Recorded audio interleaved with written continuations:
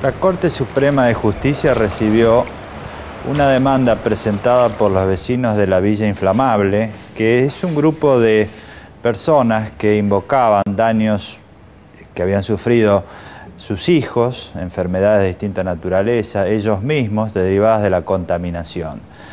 Es un grupo de personas que vivían a orillas de la zona del Riachuelo, que es la más contaminada del país. Por esta razón, esta gente plantea un resarcimiento por los daños que ellos han sufrido y también plantearon un resarcimiento por los daños causados al ambiente. Los daños causados al ambiente específicamente consistían en la contaminación de las aguas del río, en la contaminación del fondo del río, de toda la zona aledaña y del aire, es decir, una zona altísimamente contaminada. Y pedían la constitución de un fondo de reparación consistente en $500 millones. Lo que ocurre es que ellos invocaban que hacía más de 100 años que el Riachuelo estaba bajo políticas públicas que habían fracasado siempre. La mayoría de la gente lo usa de cloaca al arroyo. El agua, el que puede la compra, porque tampoco nos traen agua. O sea, mi nene a veces tiene problemas para respirar o en la piel. Como el sello de bebé, todavía ella tiene puntitos de los granitos que tuvo, Ella ahora empezó a sufrir de la panza, que dice que le arde el estómago muchas veces. Y después yo me enfermé del estómago, del hígado, con tomar el agua esta.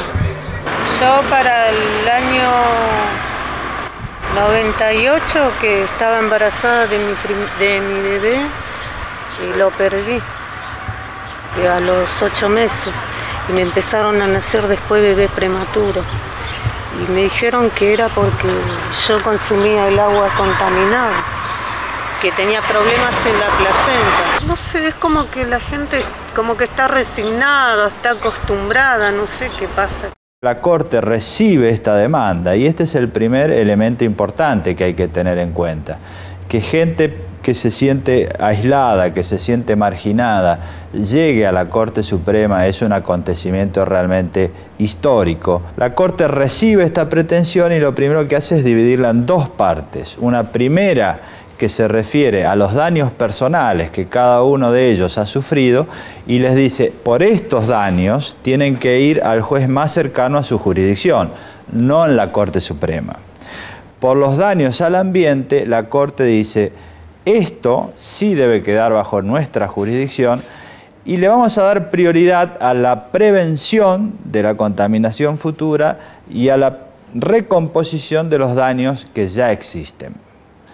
Entonces, bajo esta línea, la Corte dice, vamos a hacer una serie de audiencias públicas para enfocarnos en lo que es la recomposición y la prevención.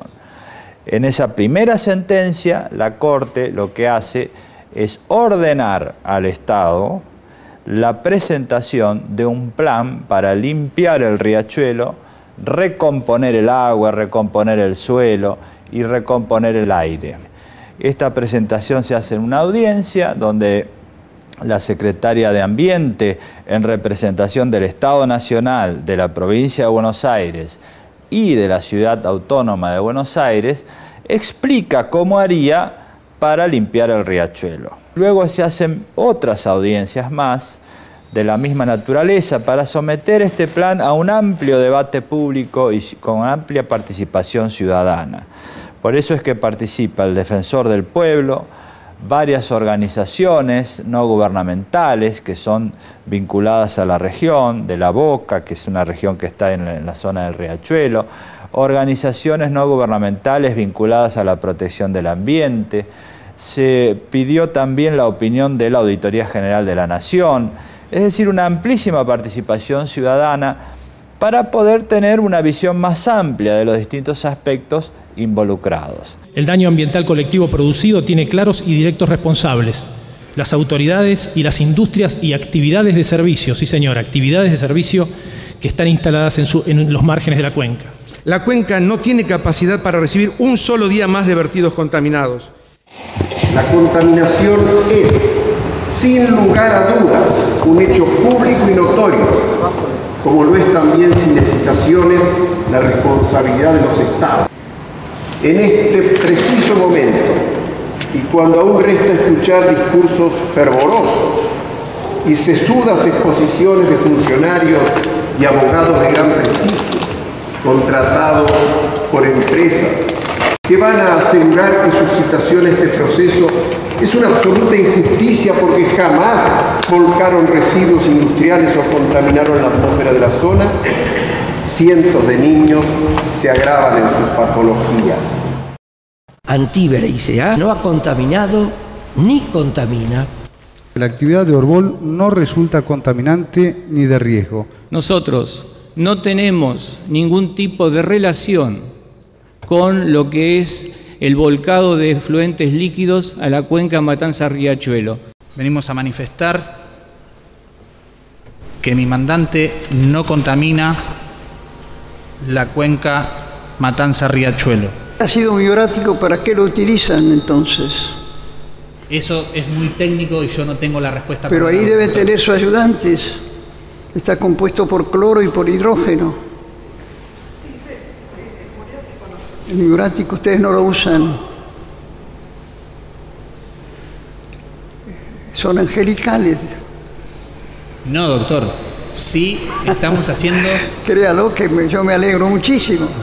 Usted comprenderá que tenemos que hacer preguntas, tal vez incisivas algunas de ellas, porque de lo contrario se puede llegar a la extraña conclusión de que el riachuelo se ha contaminado solo, porque las afirmaciones son que no hay prácticamente nadie que arroja líquidos de ningún tipo.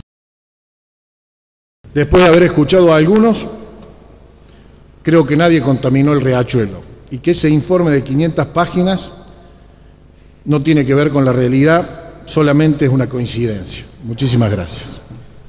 Terminada esta fase de audiencias, la Corte se reúne a estudiar cómo se resuelve la situación.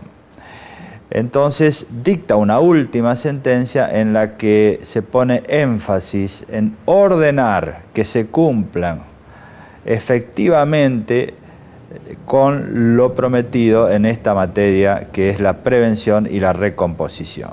La Corte hace una primera introducción en esta sentencia definitiva que dice que lo más importante en materia ambiental es la implementación concreta de las políticas públicas, es decir, que efectivamente se cumpla con lo prometido. Por eso establece plazos para el cumplimiento de cada una de las políticas y sanciones frente al incumplimiento que son a cargo de la presidenta de la Autoridad de Cuenca.